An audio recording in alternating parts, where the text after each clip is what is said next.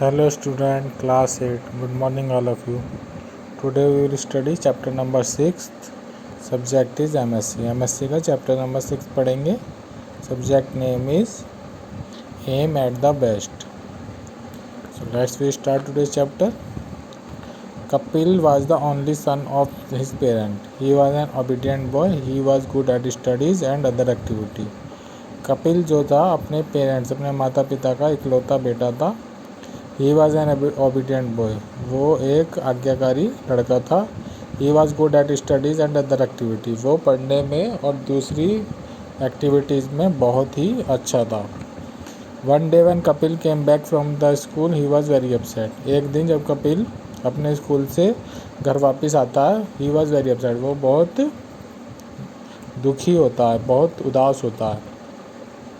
He threw his bag on the bed and quietly sat in his room. वो अपना bag bed पर फेंकता है और चुपचाप अपने रूम में बैठ जाता है. His grandpa was reading a newspaper. उसके जो दादाजी होते हैं वो अखबार पढ़ रहे होते हैं.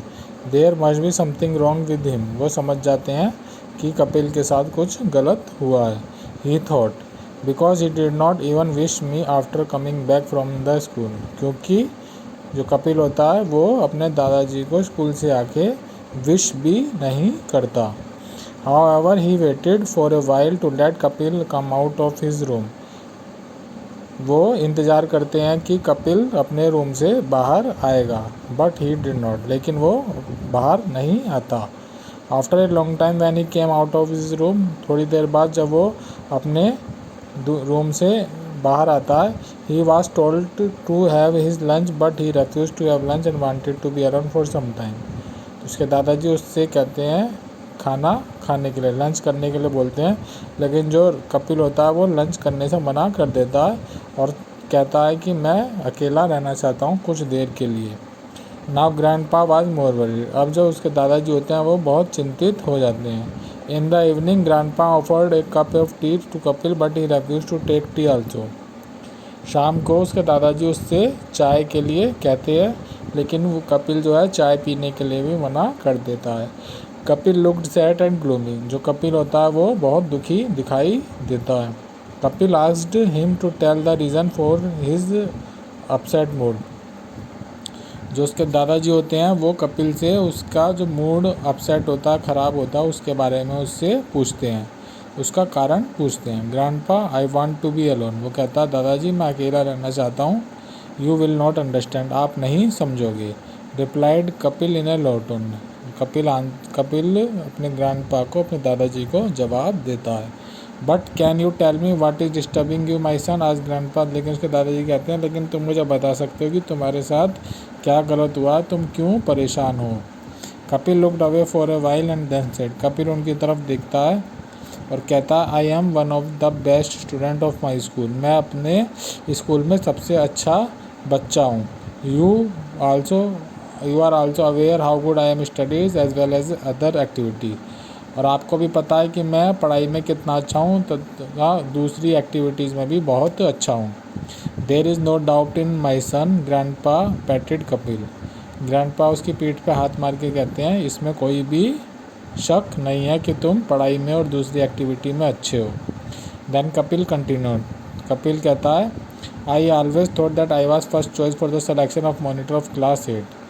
वो कहता है कि मैं सोचता था कि मैं हमेशा पहली पसंद होऊंगा अपने टीचर की क्लास में मॉनिटर बनाने के लिए. बट टुडे, लेकिन आज, all my hopes come crashing to ground as soon as someone else was chosen for that position. लेकिन आज मेरी सारी आशाएं चकनाचूर हो गई जब किसी और को मॉनिटर बना दिया गया क्लास का. तो कपिल कहता है कि मैं पढ़ाई में बहुत अच्छा हूँ, दूसरी एक्टिविटी में भी अच्छा हूँ और मैं हमेशा सोचता था कि क्लास का मॉनिटर मुझे बनाया जाएगा, लेकिन आज किसी और बच्चे को मॉनिटर बना दिया और मेरी जो सारी आशाएं थी वो सब चकनाचूर हो गई. I am totally shattered. मैं बिल्कुल ही परेशान हो गया. Kapil had tears in his eyes. Kapil की आंखों में आंसू आ गए. Grandpa listen to him and then quietly went to the. Grandpa उसकी बातें सुनते हैं और चुपचाप वहाँ से किचन की तरफ चले जाते हैं, रसोई घर की तरफ चले जाते हैं। He came back from the kitchen with an empty jar. वो रसोई घर से एक खाली बर्तन लेके आते हैं। He took Kapil to the garden. Grandpa picked up some big stone from the garden and filled up the jar. वो कपिल को गार्डन में लेके आते हैं और उस बड़े से जार में बहुत बड़े बड़े पत्थर भर देते हैं। Look that this Kapil, is the jar full. अब जो वो जार को पत्थरों से भर देते हैं तो वो कपिल को दिखाते हैं कि क्या तुमको ये जो जार है वो फुल भरा हुआ दिखाई दे रहा है। यस, कपिल कहता है यस। कपिल ने कहा हाँ, ये मुझे भरा हुआ दिखाई दे रहा है। Now grandpa picked up some pebbles and put them into the jar. अब जो ग्रैंडपा होते हैं कुछ कंकड़ उठाते हैं, यानी कि छोटे पत्थर उठाते हैं और उस जार में डाल देते हैं। ही शुक द जार लाइटली, और फिर भरने के बाद जार को हल्का सा हिलाते हैं। The pebbles of course rolled into the space between the stone. He asked Kapil again, is the jar was full? Kapil agreed, it was. अब वो जब वो जार को हिलाते हैं तो कंकड़ जो होते हैं वो उन बड़े बड़े पत्थरों के बीच में जाके फंस जाते हैं और वो कपिल से पूछते हैं, आप बताओ ये जार फुल है? तो कपिल कहता है हाँ, ये जार फुल है। Then grandpa picked up some sand and poured into the jar. He then asked once more if the jar was full. Kapil agreed. अब क्या करते हैं ग्रैंडपा, उसके दादाजी कुछ रेत लेते हैं और उस जार में डालते हैं और फिर उसको हिलाते हैं। अब वो जो रेत होती है उन पत्थरों के बीच में जाके वो रेत भी फंस जाती है। फिर वो कपिल से पूछते हैं, आप बताओ क्या जार फुल है? कपिल कहता हाँ।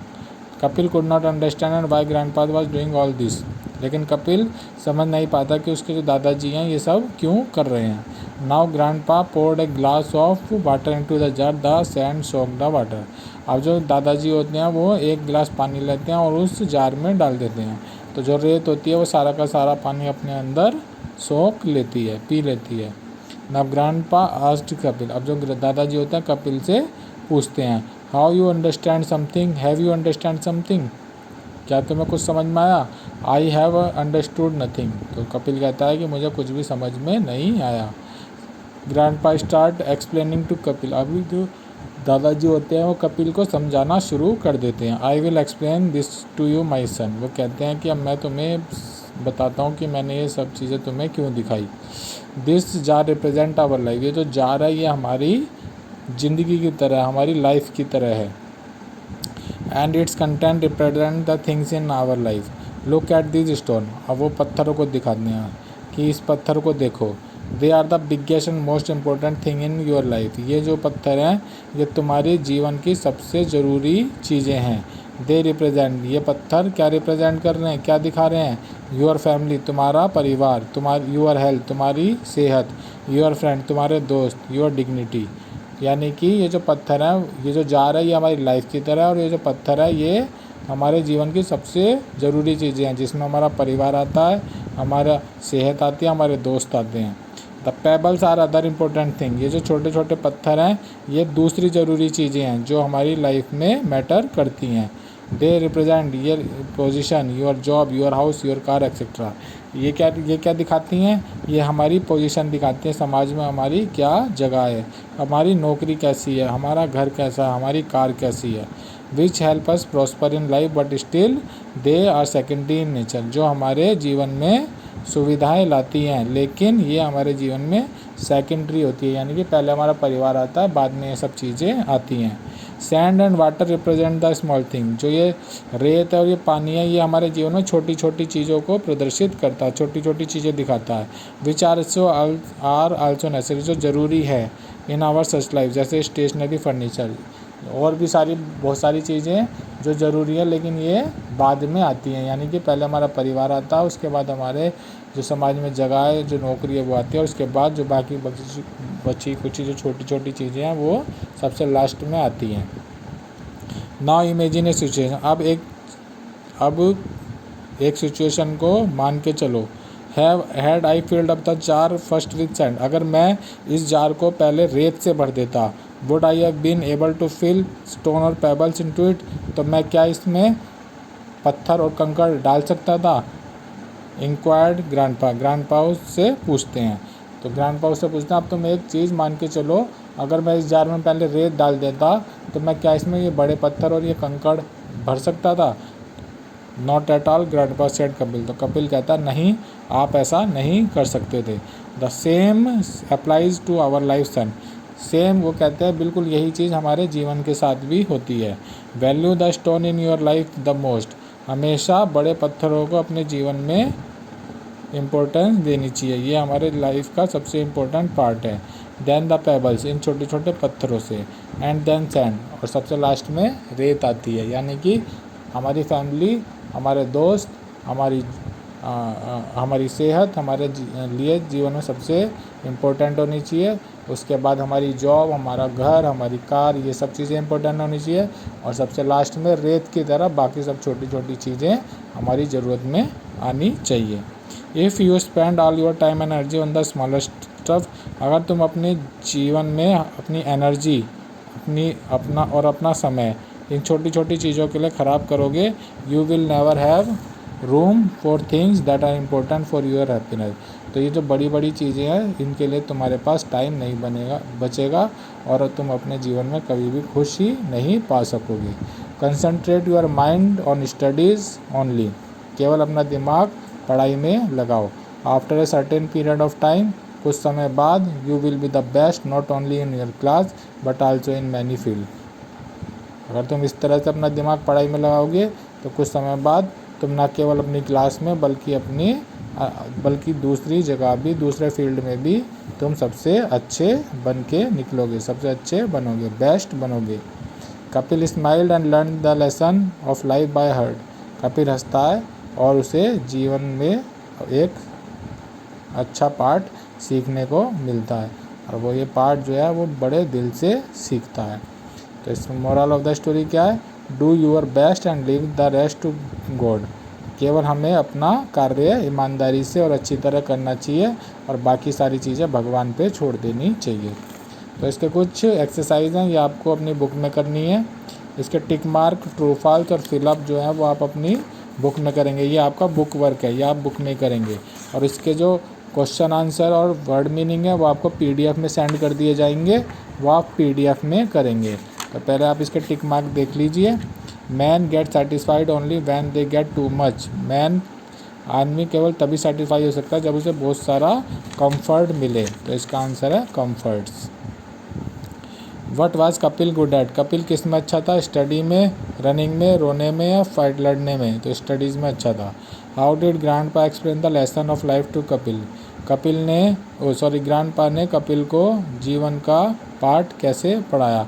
सैंड से, स्टोन से, पेबल से या इन सब चीज़ों से? तो तीनों चीज़ों से उन्होंने उसको जीवन का एक बहुत अच्छा सबक सिखाया। What did the jar represent? Jar क्या रिप्रेजेंट कर रहा था? हमारी लाइफ, हमारा जीवन।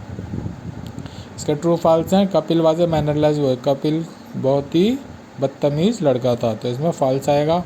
Kapil grandpa help Kapil in explaining the lesson of life. Kapil के दादाजी ने उसको जीवन का सबक, जीवन का एक पाठ पढ़ाया था, तो इसमें ट्रू आएगा। Kapil was fed up because he did not stand first in class. Kapil परेशान था क्योंकि वो क्लास में फर्स्ट नहीं आया था। गलत, क्योंकि वो मॉनिटर नहीं बना था, तो इसमें फॉल्स आएगा। We should value the stone first then pebble and the end and sand in our life. सबसे पहले हमें अपने जीवन में पत्थरों को वैल्यू देनी चाहिए, फिर छोटे कंकड़ों को और सबसे लास्ट में सैंड को, रेत को, छोटी छोटी चीज़ों को। तो इसमें ट्रू आएगा। According to Kapil grandpa pebbles represent our position, job, house and car. Kapil के दादाजी के अनुसार जो छोटे पत्थर होते हैं वो हमारे जीवन में क्या रिप्रेजेंट करते हैं? हमारी पोजीशन, समाज में जगह, जॉब, हाउस एंड कार। तो इसमें भी ट्रू आएगा। इसके अलावा आपको ये फिलअप भी करने हैं। Kapil throw is bag on the bed and set quietly in his room. Kapil ने अपना बैग जो है बेड पर फेंका और चुपचाप जाके अपने रूम में बैठ गया। Kapil refuse to have his lunch. Kapil ने लंच करने से मना कर दिया। Someone else was chosen as a monitor of Kapil class. किसी और को मॉनिटर बना दिया गया था कपिल की क्लास का। Grandpa picked up some pebbles and put them into the jar. Grandpa ने कुछ छोटे पत्थर उठाए और उनको जार में डाला।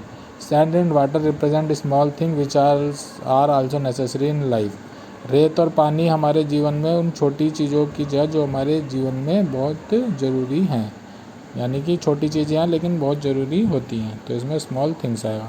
तो ये तीनों एक्सरसाइज आप अपनी बुक में ही करेंगे, ये बुक वर्क है। इसके क्वेश्चन आंसर और वर्ड मीनिंग PDF में आपको सेंड कर दिए जाएंगे, वो आप अपनी नोटबुक में करेंगे, वो आप अपनी कॉपी में करेंगे। Thank you, have a nice day.